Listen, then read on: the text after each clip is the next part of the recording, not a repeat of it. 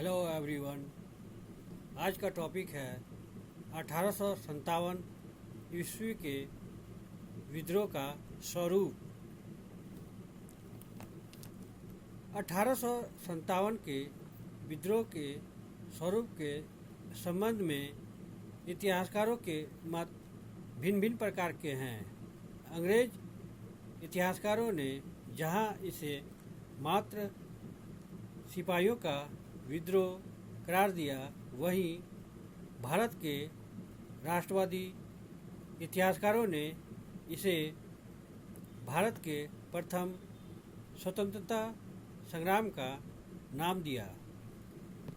अब सवाल यह उत्पन्न होता है कि इतना जबरदस्त विद्रोह क्या केवल सिपाहियों के असंतोष का फल था, और यदि नहीं तो क्या भारत में उस समय राष्ट्रवादी भावना इतनी फैल पाई थी कि लोग स्वतंत्रता के लिए संघर्ष करें।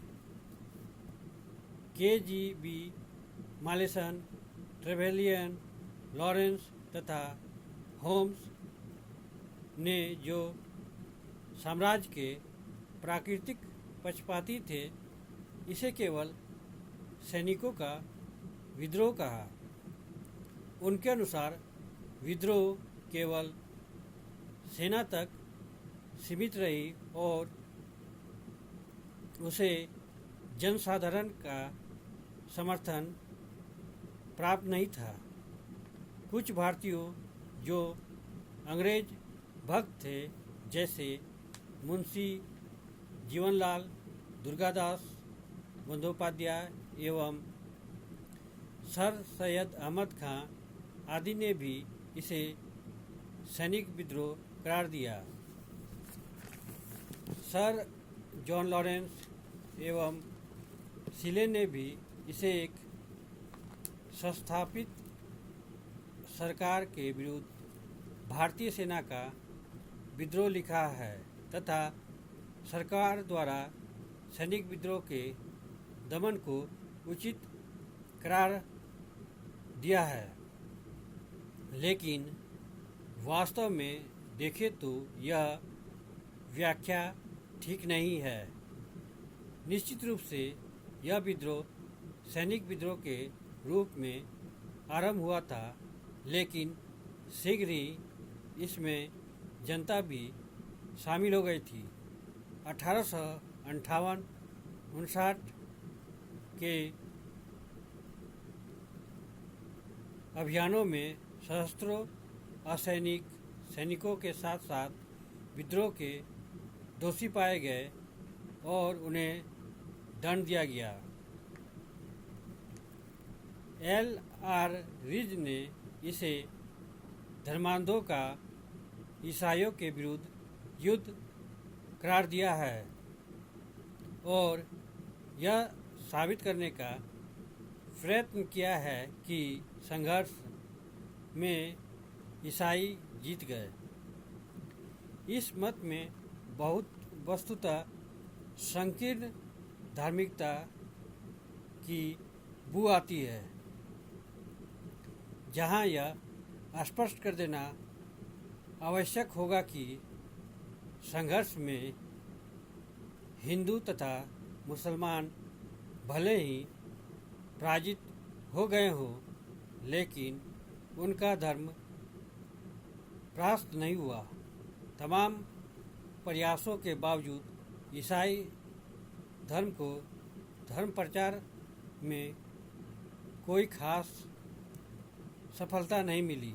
इसी प्रकार अंग्रेजों ने यह भी प्रचारित किया कि यह श्वेतों एवं अश्वेतों के बीच संघर्ष था।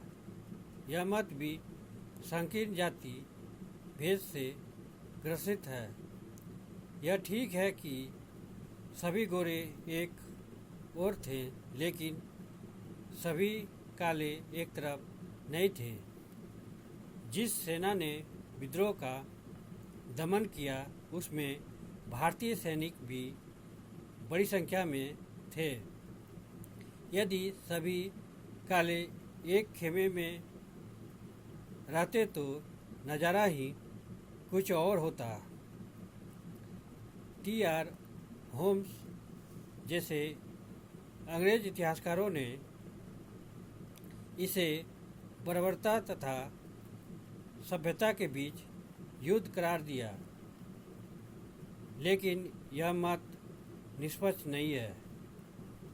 विद्रोह के काल में दोनों ही पक्ष जातियों के दोषी थे। यदि भारतीय विद्रोहियों ने कुछ यूरोपीय स्त्रियों एवं बच्चों की हत्या की थी, तो अंग्रेज़ों ने इससे भी ज़्यादा बर्बर व्यवहार किया था।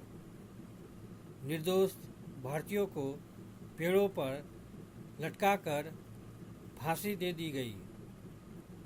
लंदन टाइम्स ने लिखा था कि मुसलमानों को सूअर की खाल में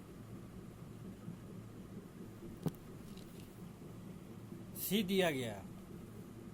प्रतिशोध का यह रूप प्रकट करने वाली अंग्रेज जाति यदि सभ्य होने का दावा करे तो इससे हास्य की बात और क्या होगी। जेम्स आउट्रम ने विद्रोह को हिंदू मुस्लिम षड्यंत्र करार दिया। यह ठीक है कि विद्रोह के समय हिंदू एवं मुसलमान कंधा से कंधा मिलाकर लड़े थे, लेकिन विद्रोह किसी पूर्व नियोजित षड्यंत्र के तहत नहीं हुआ था। अतः इस व्याख्या को पर्याप्त नहीं माना जा सकता है। एक समकालीन ब्रिटिश रूढ़िवादी नेता बेंजामिन डिज़रेली ने इसे राष्ट्रीय विद्रोह कहा। उनके अनुसार साम्राज्य के उत्थान एवं पतन का कारण बनने वाले विद्रोह के लिए मात्र चर्बी वाले कारतूस जिम्मेदार नहीं हो सकते हैं। ऐसे विद्रोह पर्याप्त कारणों के जमा होने के बाद ही हो सकते हैं। अशोक मेहता ने भी विद्रोह के स्वरूप को राष्ट्रीय माना है। सावरकर तो इसे सुनियोजित स्वतंत्रता संग्राम का नाम देते हैं। उनके अनुसार 1826-27, 1831-32, 1848-54 के विद्रोह तो 1857 में होने वाले महान नाटक के पूर्वाभास मात्र थे।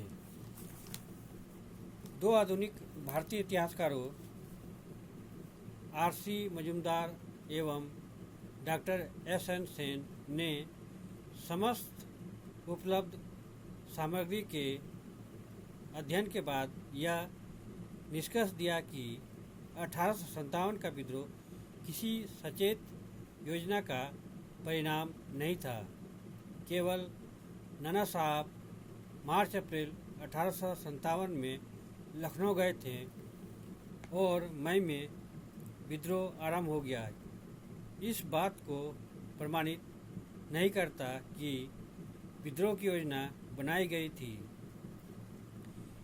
इसी प्रकार कमल के फूलों एवं चपातियों का विभिन्न स्थानों पर भेजा जाना भी किसी निश्चित योजना को प्रमाणित नहीं करता। बहादुर शाह जफर पर चले मुकदमों के बाद यह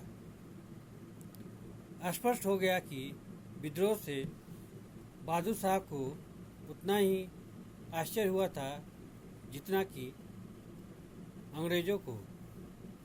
डॉक्टर सेन इस बात को और स्पष्ट करते हैं कि 19वीं शताब्दी के पूर्वार्ध में भारत एक भौगोलिक कथन मात्र था। 1857 तक बंगालियों, पंजाबियों एवं मद्रासियों में यह भावना विकसित नहीं हुई थी कि वे एक राष्ट्र के सदस्य हैं। विद्रोहियों के स्वार्थ अलग अलग थे। नाना साहब ने विद्रोह तब किया जब अंग्रेज़ों ने उनकी पेंशन बंद कर दी। झांसी की रानी झांसी के विलय के विरोध में खड़ी हुई थी। यह ठीक है कि रानी वीरगति को प्राप्त हुई, लेकिन उनके कृत्यों से यह साबित नहीं होता है कि वह राष्ट्रहित में लड़ रही थी। वस्तुतः आधुनिक राष्ट्रवाद उस समय तक भारतीयों के मन में आया ही नहीं था।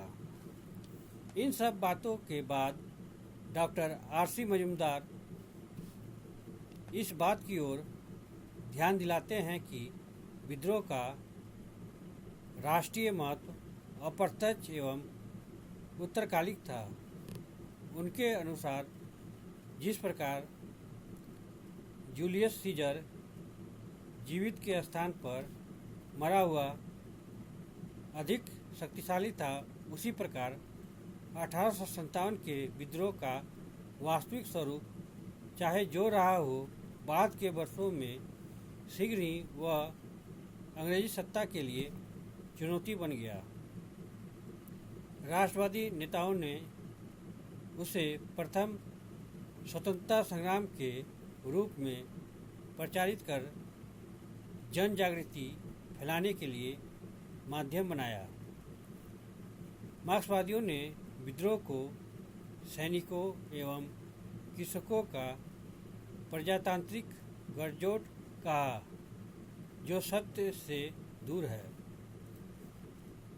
हम कह सकते हैं कि विद्रोह का स्वरूप राष्ट्रीय भले न हो, विद्रोही निजी स्वार्थ से भले ही प्रेरित हो, लेकिन उनका लक्ष्य तो अंग्रेजों को निकाल बाहर करना था। इस लिहाज से इसे स्वतंत्रता संग्राम कह ही सकते हैं। यह अलग बात थी कि प्राप्त स्वतंत्रता भारत को प्रजातांत्रिक देश न बनाकर पुरानी सामंतशाही की ओर ले जाती है। इन्हीं शब्दों के साथ मैं इस टॉपिक को यहीं विराम देता हूँ। अगर आप लोग को इस टॉपिक से संबंधित कोई भी प्रश्न पूछना हो तो आप लोग कमेंट बॉक्स में जाके अपना प्रश्न पूछ सकते हैं। Thank you. जय हिंद।